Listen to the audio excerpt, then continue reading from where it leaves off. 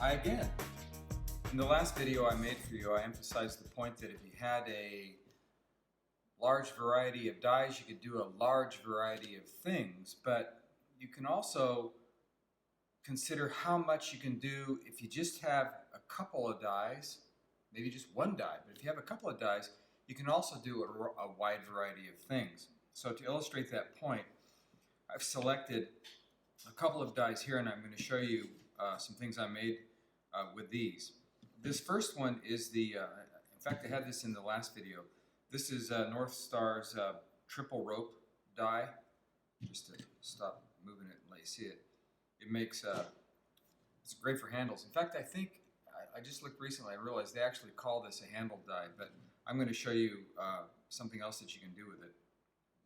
And then this dye is North Star's, what do they call this? The 4-point Scallop Die.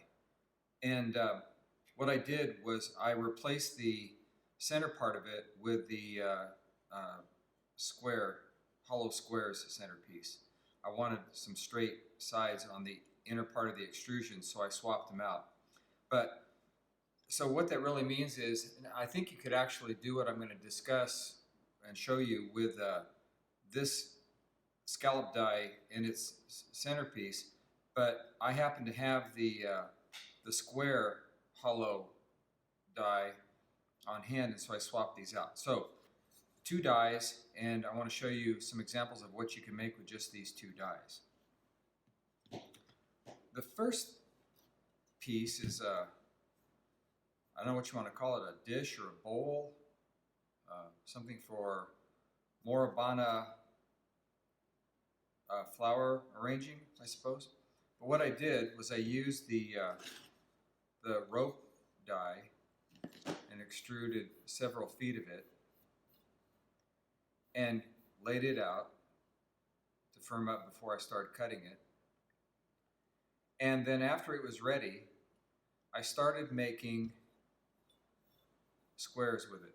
And in this case, I made 2 of those squares that I'm showing you here, and I stacked the 2 squares to make the walls of this pot. Before I added the legs, I used a slab inside. I can turn and show you my name right side up. I used a slab to build the internal piece, scored all that, slipped it as you might, and then started to make the bottom part for this one. And then with that in place, I was able to start the stacking and connecting the 2 squares of clay together. And you can see you could continue going up and up and up with this, so that with just your small 4-inch North Star extruder and the ability to make a whole lot of these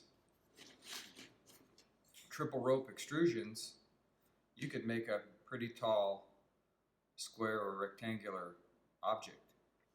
What I wanted to do was show how I could put legs to this with this on this. So here's where the scallop die came into play for making the legs. So I was careful to cut these to exact length.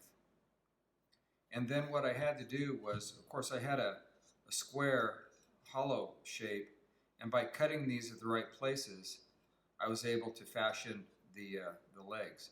And again, if you want to make this tall and keep using the scallop leg effect, you can continue all the way up the sides like this if you wanted. The one thing to point out if you're interested in doing something like this is when you fire anything with long sides like this has, there's a tendency during firing as the clay shrinks to draw in and get a little bit of a warp here. And what I've learned to do is to compensate for that by bowing this out a little bit. And I could have done a better job with this at the time, I think, and straighten it. Some are pretty straight, but this one's a little bit bowed. Nevertheless, that's one tip in terms of construction of this, is bend this out just a little bit to the sides, and it should draw in evenly. Here's another example of how I use this triple rope die. In this case, what I did was pretty much the same thing as before for the bottom level, the clay and the side. But instead of continuing as before, what I did was I attached another row of this on, and then after it was in place, I just cut this out as you can see, until I got legs the way I wanted. So there you have it. Let's keep this short. Same idea, two different results, all kinds of possibilities for height and different shapes. Instead of square, it could be rectangular, as I said.